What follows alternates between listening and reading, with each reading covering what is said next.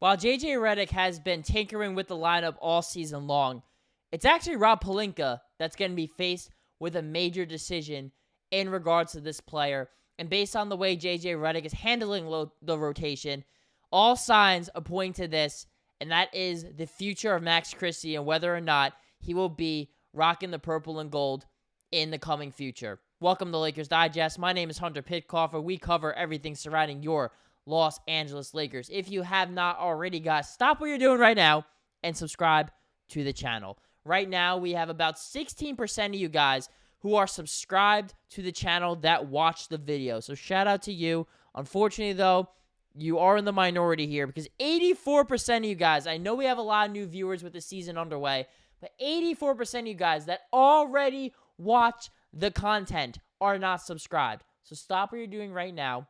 Get into that platinum status and just click that subscribe button before we get into today's video, which is all signs pointing to Max Christie getting faded out of the rotation and potentially packing his bags and going somewhere else that isn't Crypto.com arena to go play some basketball. Because Max Christie has, in my opinion, at this point in the season, 10 games in, Lakers are 6-4, so it hasn't impacted him too much.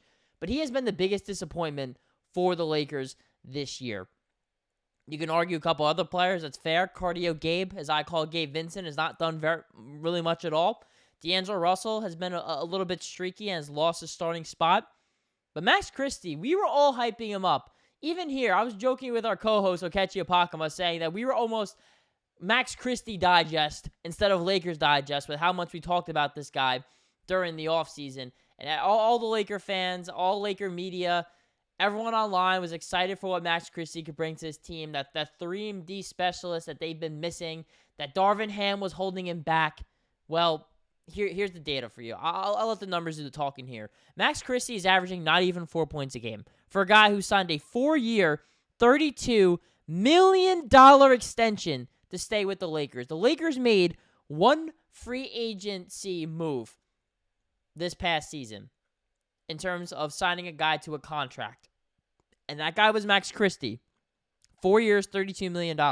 They could have used that money, and they could have gotten somebody else. Maybe they could have gotten a couple players that could be in the rotation right now as the Lakers sit toward the bottom of the NBA in bench production. They've been one of the worst bench units all season. I expect that to go up with D'Angelo Russell as your sixth man, but who knows if that's even going to stay put. D'Angelo Russell could very well be used in a trade too, or D'Angelo Russell might end up starting again. Who knows?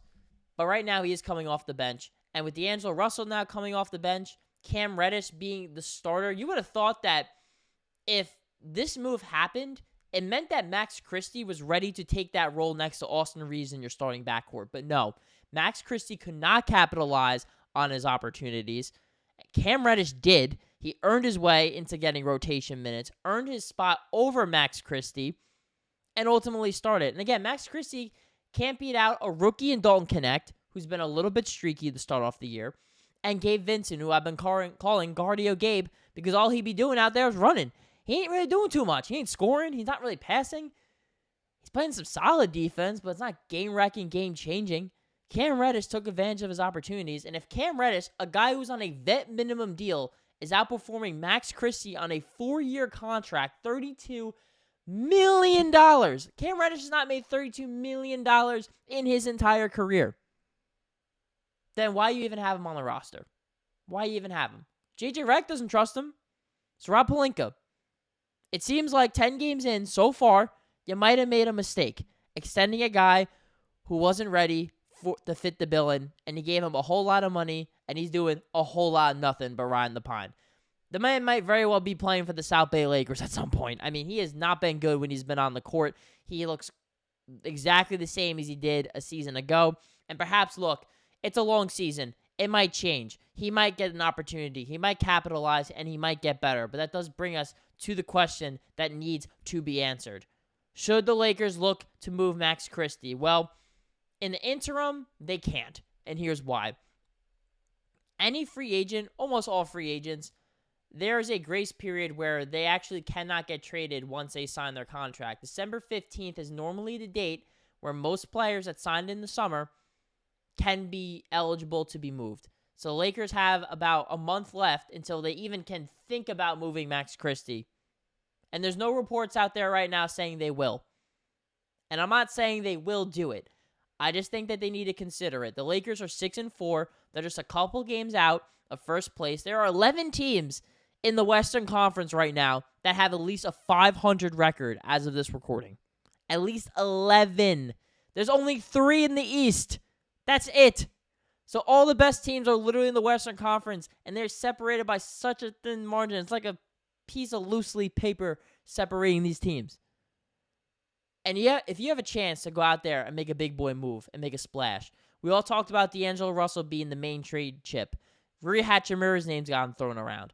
Gabe Vincent. But Max Christie, still only 21 years old. He is locked up long-term to a not-so-expensive contract, and he's a 3-and-D player, which teams love. So there could definitely be a team out there that goes, you know what, we're not going to win games anytime soon. Let's go get Max Christie. Let's develop him on a team where he can kind of play through his mistakes. His leash was clearly very short in LA because he played, like 6 or 7 bad games, and JJ Redick already benched him. So clearly he did not have a long leash here. So despite what the contract said, JJ Redick's like, you know what, Pelinka, F your deals. I'm going to play the guys that deserve to play right now. And if you are winning basketball games, you can't really say much about him other than he probably made the right decision. So Max Christie now went from being a Laker darling to expendable. And so if there are trade rumors coming up here for the Lakers, they're already involved in a few.